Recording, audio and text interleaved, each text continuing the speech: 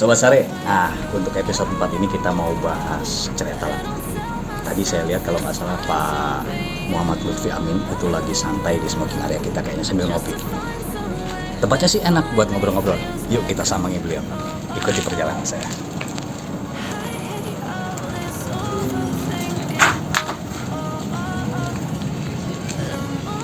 Nah, benar kan?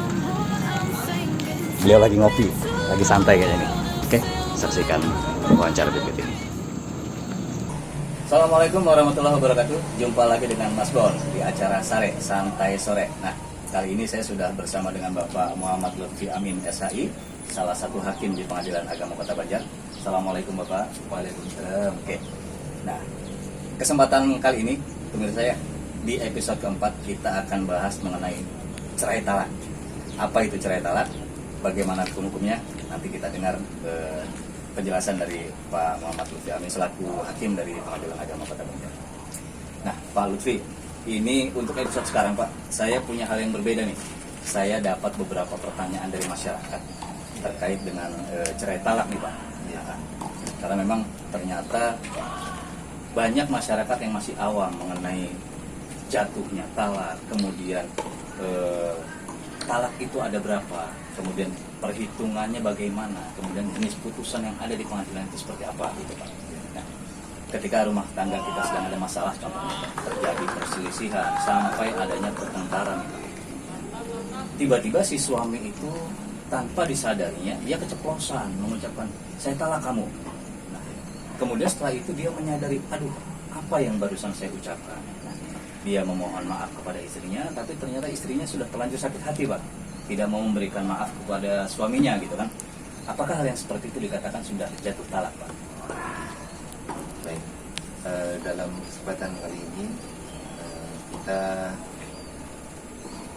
menerangkan tentang apa itu talak dan bagaimana terjadi putusnya perkawinan. Jadi kita ini menganut hukum positif daripada perkawinan dan akibat hukumnya yaitu perceraian dan sebagainya, itu menurut Undang-Undang Nomor 1 Tahun 74 beserta dengan penjelasannya yaitu PP Nomor 9 Tahun 75 dan juga diatur oleh Inpres Instruksi Presiden Nomor 1 Tahun 91 yang isinya adalah penyebar luasan kompilasi hukum Islam. Jadi kompilasi hukum Islam ini adalah sebagai katakanlah sebagai kesepakatan, meskipun tidak semua, adalah kesepakatan sebagian daripada ahli hukum atau ulama yang ada di Indonesia mengenai pemahaman perkawinan dan pemahaman perceraian. Menurut kompilasi hukum Islam pada pasal 113, jadi perkawinan itu bisa putusnya yaitu ada 3, yaitu karena kematian, kemudian karena perceraian, kemudian karena putusan pengadilan. Maksudnya dalam putusan pengadilan ini yaitu kalau di dalam perspektif fikih yang biasa diajarkan di mayoritas, ya meskipun bukan semua lembaga pendidikan Islam, pesantren yang mayoritas itu adalah Syafi'iyah, meskipun kita tidak juga menafikan yang selain Syafi'iyah, bahwa laki-laki ini mempunyai hak talak. Nah, terus bagaimana untuk mengatur kaum perempuan ini supaya melindungi juga hukum ini terhadap orang perempuan, maka kemudian hak talaknya itu diberikan kepada hakim di atas putusan pengadilan. Kemudian di pasal 115 itu perceraian hanya dapat dilakukan di depan persidangan pengadilan agama. Makanya kita kenal di dalam pengadilan agama itu ada cerai gugat dan ada cerai talak. Cerai talak itu adalah cerai yang diajukan oleh pihak suami ke pengadilan agama. Kenapa kok dinamakan permohonan? Karena memang secara hukum fikih kita itu cerai talak itu memang punya haknya dia, haknya si laki-laki. Maka karena itu nanti isi putusan daripada putusan pengadilan itu memberikan izin kepada si laki-laki itu, si suami, untuk menjatuhkan talaknya di depan persidangan pengadilan agama. Itu kalau kita berbicara masalah normatif kompilasi hukum Islam yang berlaku di peradilan kita. Kemudian apa yang dipahami oleh fikih-fikih klasik, ya, kalau perceraian itu hanya dapat dilakukan di persidangan pengadilan agama, kan berarti apa yang diucapkan di luar persidangan pengadilan agama itu tidak berlaku. Tetapi dalam prakteknya, sebagian masyarakat kita itu yang mungkin dia itu berkeyakinan teguh, berpegang kepada fikih Syafi'iyah, ya, atau fikih mazhab, menyatakan bahwasanya perceraian itu dapat jatuh di luar hakim.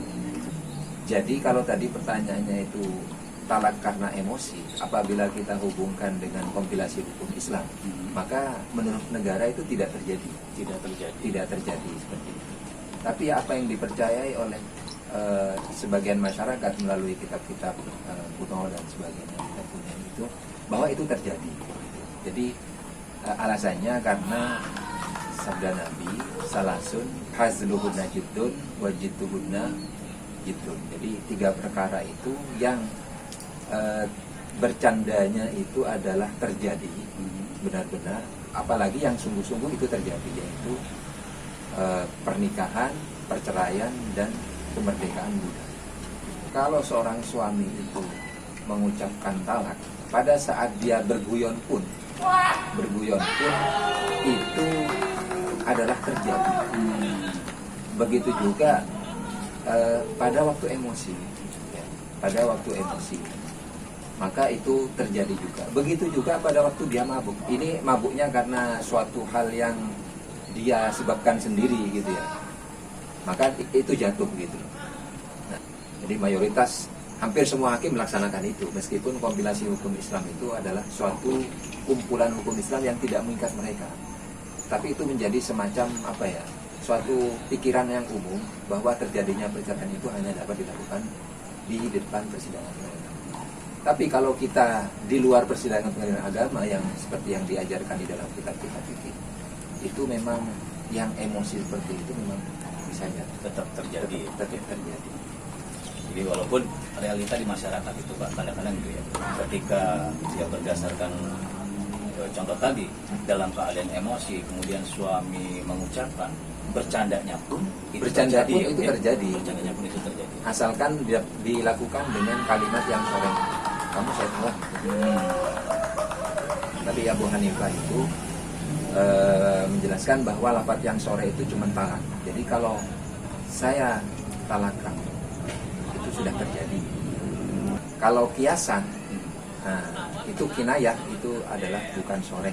Nah, kalau kiasan itu membutuhkan niat. Jadi kalau ayo kamu sana pulang, kita pisah dulu. Nah, itu tergantung daripada niatnya orang itu. Kalau niatnya orang itu adalah ingin mentalak istrinya, maka terjadilah talak. Nah, sekali lagi kita kembali kepada ketentuan negara kita, bahwasanya dan yang diakui oleh semua hakim di Indonesia, bahwa talak yang terjadi itu adalah talak yang dilakukan bukan persidangan pengadilan agama. Kenapa? Supaya dapat melindungi daripada hak-hak si perempuan dari hak si anak. Walaupun realitanya kadang gitu Pak ya, seseorang sudah mengucapkan talak dan ternyata secara negara belum sah dibuktikan dengan adanya akte cerai.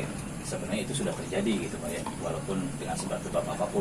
Bagi mereka yang itu masih menganut pemahaman itu tadi ya, gitu ya. Itu. Jadi gitu ya pemirsa ya. Jadi jangan coba-cobalah bercanda dengan kalimat itu, karena ya seperti yang disampaikan oleh Pak Muhammad Lutfi tadi, bercandanya pun itu terjadi gitu kan. Artinya dengan kita bercanda, saya talak kamu pun sudah menjatuhkan talak terhadap pasangan kita. Nah pemirsa, ternyata obrolan sore ini serius nih gitu kan, karena memang temanya ini banyak yang masih belum paham mengenai talak ini gitu kan. Untuk menghilangkan keseriusan sore ini, Pak Lutfi, silakan dinikmati dulu kopinya Pak. Oke pemirsa ya, kita nikmati dulu kopi sore ini. Nanti setelah kita ngopi, kita lanjut lagi ya.